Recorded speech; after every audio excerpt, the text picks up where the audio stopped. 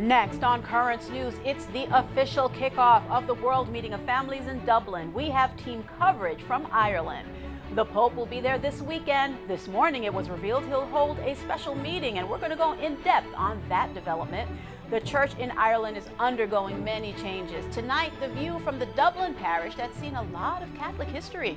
Plus, pilgrims from the Brooklyn diocese go to the place where St. Patrick is believed to have baptized new Catholics. The news starts right now.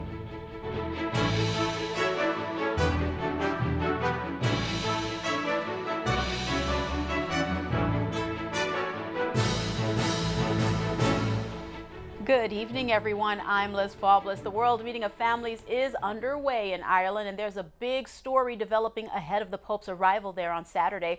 The landmark event takes place every 3 years and is the world's largest celebration of Catholic families. Now comes news that the Pope will meet in private with survivors of clergy sex abuse while he's in Ireland. The Vatican also said this morning that Francis would have many opportunities to talk about sexual abuse while in the country. Crux editor John Allen will be here in a few moments with more on this story. But first, amid big changes facing today's Irish Catholics, Currents News' Michelle Powers reports from a Dublin parish that's seen much of the church's history.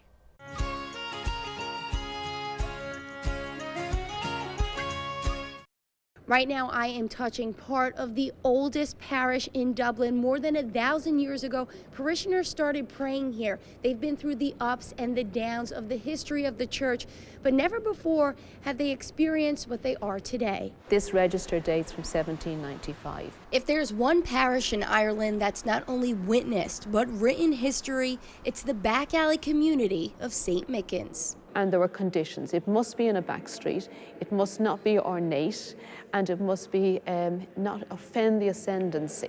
Patty Pender, the parish secretary and part-time historian that's written 2 books on her beloved parish's past, thumbs through decaying pages first inked centuries ago, detailing packed pews, hundreds of baptisms, and thousands of school children raised in the Catholic faith. Father Brian Shortall, the pastor, says most of these writings illustrate the heyday of a Catholic Ireland, when nearly 100% of the Catholic population went to Sunday Mass. The special position of the Catholic Church was recognized in the Constitution, and divorce, artificial contraception, and abortion were all outlawed. We reckon there were 11,500 different surnames. Historians believe the Catholic community of St. Mickens started some 1,000 years ago, while some of the Emerald Isle was still pagan.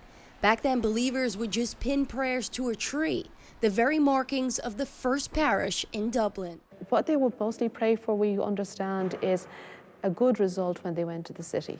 So they could have been called up on a legal case, they could owe taxes. But St. Mickens also witnessed the worst of times too, practicing underground during periods of anti-Catholicism, starving through famine, standing at the brink of a civil war. I was there when Pope John Paul came. And persevering through a crippling sex scandal. Still, Patty worries right now is the worst time in the church's history. We are underground again in the church in Ireland. Patty says very few people would even mention they are excited for the Pope to be here. It's almost in a whisper that, oh yeah, I do have a ticket to go to the Pope's Mass. Statistically, the outlook for a Catholic Ireland of the past is dim. LGBT rights are regarded among the most liberal in the world. An abortion referendum was passed, and the most optimistic projection of weekly Mass attendance is at 20% in Dublin. But I know friends, when I was growing up, and they were perfectly, because it was normal, they were perfectly able to admit, I don't go to Mass on Sunday anymore, or my family don't go to Mass on Sunday anymore, and that was 30 years ago. But spiritually, those who still believe have hope. Ireland has a cycle of going down to its nothingness. That maybe Pope Francis will usher in a new Catholic Ireland. Smaller but beautiful. And we will, those of us, who are going to hang in there, and many will link arms and will move forward. In Dublin, Michelle Powers, Currents News. Current News' Tim Harfman is in Ireland with a large contingent of Brooklyn Diocese pilgrims. A little later, he'll report on their trip to the place where St. Patrick is believed to have ministered. All this week, Tim and Michelle will be reporting from the Emerald Isle on the many stories surrounding the World Meeting of Families. The biggest moment should occur this weekend when the Pope is in Ireland, and Net TV will provide continuous live coverage of the Holy Father's mission starting Saturday morning at 5:30. I'll be anchoring along with tablet editor Ed Wilkinson and Jorge Dominguez of Nuestra Voz. We're teaming up with Crux's John Allen, Christopher White, Inez San Martin, Claire Jean Gravé, and Elise Harris to bring you the very best in news, analysis, and expertise. Crux editor John Allen is leading his team in Ireland, and he joins us now from Dublin. John, thank you so much for being with us. Let's set the stage here because we want to look at two developments here. The Crux Currents News partnership for the Pope's journey to the World Meetings of Families, of course, and the Holy Father's decision to meet with clerical sex abuse survivors while he's in Ireland. The announcement of that meeting this morning from the Vatican and yesterday's letter that Francis sent out seem to show that the Holy Father isn't going to duck this clerical sex abuse during his Irish trip. How will he tackle this crisis, and what risks does he face? Well, listen, Liz, here's the thing. You are absolutely right. By issuing this 2,000-word letter addressed to the people of God, meaning basically everybody, on Monday about the clerical sexual abuse crisis, Pope Francis clearly sent a signal to his Irish hosts, he gets here on Saturday, that if there was any concern that he was going to try to duck the sex abuse issue or sweep it under the rug, that's been taken off the table. And of course, that was reinforced today by official confirmation of what was widely expected, confirmation from the Vatican that Pope Francis will be meeting survivors of clerical sexual abuse while he is in the country. That's the good news for Pope Francis, Liz. The bad news is most Irish women and men I've talked to in the last 24 hours, certainly including survivors and victims of abuse, aren't going to give the Pope a passing grade on that letter, to be quite honest. They appreciated the heartfelt rhetoric about how deep the scars of sexual abuse go. They appreciated the fact that twice he used the word cover-up to indicate that it's not just the crime, but the cover-up that is the problem. But what he did not supply, and what most of them are straining to hear, is some concrete indication of how accountability for that cover-up is going to be delivered. I mean, Liz, the practical situation is today, the Catholic Church has very strong accountability measures for clergy who sexually abuse children. And they run all the way to the top. We saw that recently when former Cardinal Theodore McCarrick had to exit the College of Cardinals in disgrace. But what we don't have is equally strong measures of accountability for bishops who cover it up. And until Pope Francis explains how we're going to get it, I don't know that people are going to be satisfied. And I think that's the real acid test for the success or failure of this trip. John, let's talk about actionability here. 3 years ago, the Pope tried to set up a new panel to handle allegations against bishops, but the plan got bogged down. How much resistance is Francis likely to face going forward if he tries something like this now? And who could be standing in the way? Well, yeah, you're right. I mean, Pope Francis tried to create a new judicial department within the Vatican's Congregation for the Doctrine of the Faith to handle these cases. It got bogged down in legal questions over jurisdiction and staffing and all kinds of things, and just never got off the ground. Subsequent to that, he announced in the form of a motu proprio, a legal document, that he was going to assign authority to 4 different Vatican departments for investigating charges of bishops dropping the ball on abuse complaints. That also has basically come to nothing. I don't know that the problem, Liz, so much is explicit resistance from anyone, whether it's in the Vatican or anywhere else.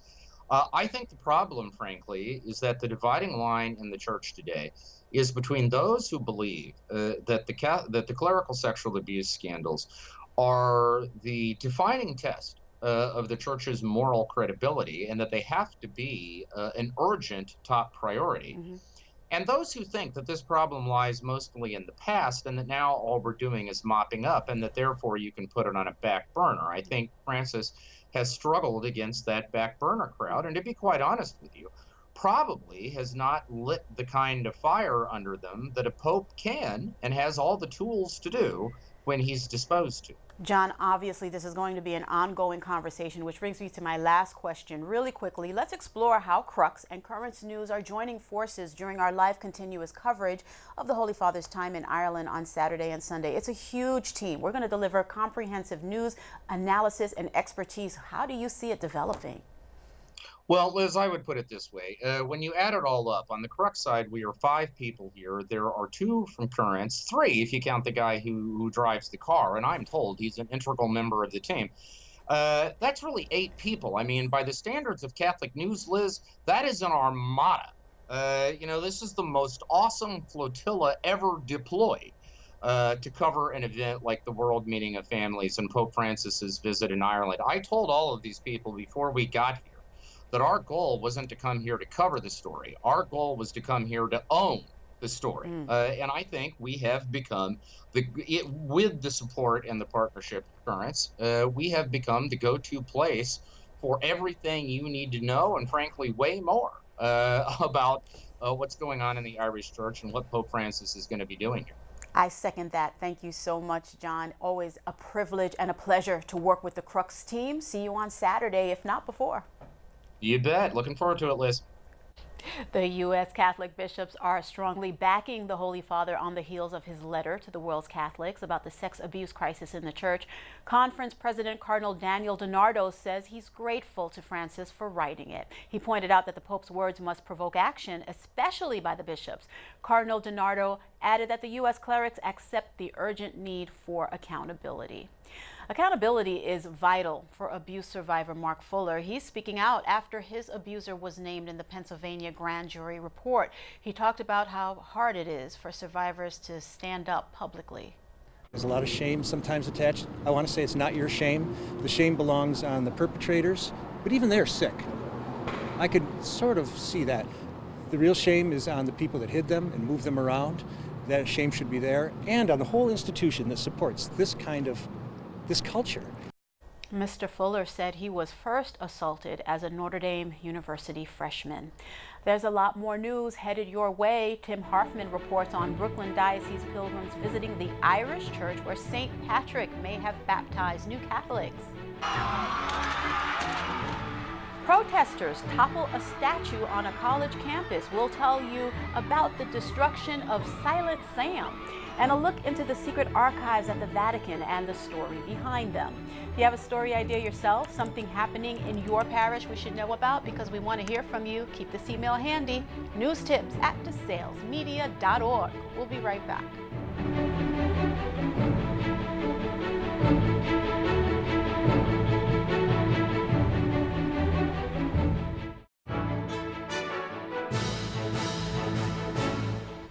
Tonight, a new stop for the large delegation of Brooklyn Diocese Catholics in Ireland for the World Meeting of Families. Currents News' Tim Harfman reports on a visit to a church linked to the Emerald Isle's most famous saint.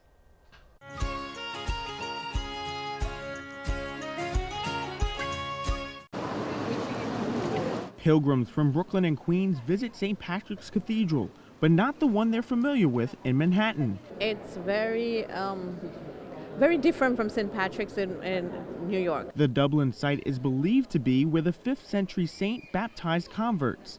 This carved stone is said to have covered the well St. Patrick used to welcome newcomers into the church. He built the faith back to the Irish people. Pilgrims prayed to see the Irish people build the faith again. Decades ago, 90% of Irish Catholics filled the pews across the country. Today, it's down to 30%. Many wish the Holy Father's message this weekend brings the faithful back to the church. My hope is that Pope Francis's visit to Ireland will help to, reignite that faith, to strengthen those who are believers. Father Christopher Henew heads the Irish ministry in the Brooklyn Diocese. He says St. Pope John Paul II warned worshippers about the decline of Catholicism when he visited Ireland in 1979. During Mass, the Holy Father addressed issues that have affected the church. He spoke in that homily 40 years ago about the sanctity of marriage. He spoke about the sanctity of human life. He spoke about vocations to the priesthood. And each one of them has been challenged, very much so here in Ireland. Now, these pilgrims hope for a restored faith in the country, just as St. Patrick did centuries ago. Go back to the old roots, find your roots and start back from that. In Ireland, Tim Harfman, Currents News. Stay with Currents News all week long. Our special coverage from Ireland resumes tomorrow at 7:30, and this weekend we'll have continuous live coverage of the Pope. Also follow us on social media at the Currents News Facebook page and on Twitter at CurrentsNY. Turning now to news from Jackson Heights about a Nazi death camp guard. Jack U. Paulig refused to answer reporter questions recently, peering down from his Queens apartment window. The White House announced early this morning he's been deported back to Germany. The 95-year-old was an SS guard in Poland during the Holocaust. The Justice Department said he was the only remaining active Nazi case in the U.S. And a symbol of the Confederacy is no longer standing on a U.S. college campus. The statue had been part of the University of North Carolina for more than 100 years. Its destruction is sparking controversy, though. Andrew Spencer reports. Protesters tore down the statue of Silent Sam on the University of North Carolina's Chapel Hill campus as others in the crowd cheered. Several demonstrators then surrounded the downed statue, kicking it and putting dirt on its head. In a statement, the University of North Carolina at Chapel Hill said, in part, tonight's actions were dangerous and we are very fortunate that no one was injured. A gift from the United Daughters of the Confederacy in 1909, the statue Silent Sam has long been a point of contention at the university. The UNC's Department of History itself had previously taken a stance against the statue's location on campus, saying it promoted, quote, malicious values that have persisted too long on this campus, in this state, and in this nation. A day before classes were set to begin at UNC Chapel Hill, protesters took matters into their own hands. They erected canvas screens to block the statue from sight, and after nightfall, the statue was pulled down. The office of North Carolina Governor Roy Cooper issued a statement on his behalf via Twitter, saying he understands that many people are frustrated, but decrying the violent destruction of public property. I'm Andrew Spencer, reporting. Vandals have spray painted over the name of Cardinal Donald Wuerl on a sign outside a Pittsburgh Catholic high school named for him. The cardinal had been the bishop of the city's diocese before moving on to Washington. The Pennsylvania grand jury report was critical of his handling of sex abuse allegations. Cardinal Wuerl has insisted he acted diligently to protect children while he was in Pittsburgh. Still to come on Currents News, the secret archives at the Vatican, a look at what had been locked away for centuries about the Inquisition. And the Pope is sending out his message to the world's families and the people of Ireland. We'll hear from him, including a little English. We'll be right back.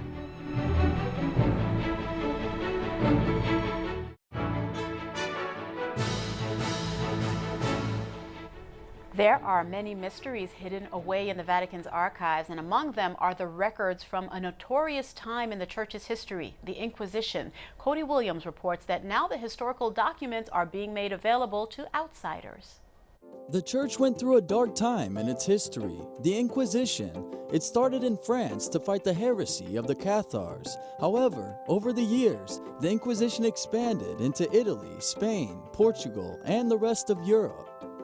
In 1184, Pope Lucius III started the Court of the Holy Inquisition in the Holy Office. Later, in 1542, faced with the threat of Protestantism, Pope Paul III founded the Roman Inquisition that lasted until the middle of the 19th century. The cardinals, called inquisitors, had the power to judge and condemn, even to death, those who were considered heretics. The evidence of those times is meticulously conserved in the Vatican. The Roman Inquisition was started as a court to suppress religious dissent, heresy, and therefore, as every court, it is feared. Examining this file, you can see what the Inquisition was from the inside. You see what the court was, you see how it worked. The Inquisition was much more than just a court. It was primarily a place to control ideas and behavior in general. In this same building, the heretics were imprisoned 500 years ago. Here, astronomer Giordano Bruno was condemned to death, and Galileo Galilei was judged for his heliocentric theory. Here you can see some of the prison cells that were constructed. but these prison cells have not been used for 100 years. In 1925, Pope Pius XI ordered for this part to be demolished and to build what is now the current facade of the building. Gestures or drawings about Jesus Christ that were considered rebellious or instigated by the devil against Christianity were punished and confiscated by the church. Here we have an example of not only how the Inquisition investigated people, but also how they attempted to censor ideas and even images. Here we see some interesting representations of Christ that, according to popular legend, had been made by the devil. In a letter sent to cardinals, St. John Paul II asked for the church to acknowledge the mistakes made by men of the church in its name and encourage them to repent. St. John Paul II apologized in 2000 for the Inquisition and opened its archives to the public. This was an initiative that was not only his alone, but also the prefect of the congregation, Cardinal Joseph Ratzinger. It was Ratzinger, above all, who prompted us to open up. Here he hesitated a lot. He was afraid. Who knows what they will find in the archive? And said, enough, arguing. Enough hesitation. We have to open up. We do not have to be afraid of the truth. According to the English Hispanist Henry Kamen, it is estimated that more than 40,000 people were executed throughout Europe by the Inquisition. Now, any person of any religion or ideology can make a request to consult these historical documents by presenting an academic certificate, something that would have been considered unthinkable 500 years ago when the Roman Inquisition started. Cody Williams, Currents News. Finally tonight, the Vatican is releasing a new video, the Pope's message to families and the Irish people ahead of his weekend arrival in Ireland for the World Meeting of Families. The Holy Father is sharing his hopes for the gathering. Cari amici, mentre mi dispongo tra pochi giorni a visitare Irlanda per l'incontro mondiale delle famiglie, invio un'affettuosa parola di saluto a tutto il popolo irlandese. I'm excited to think I come back to Ireland.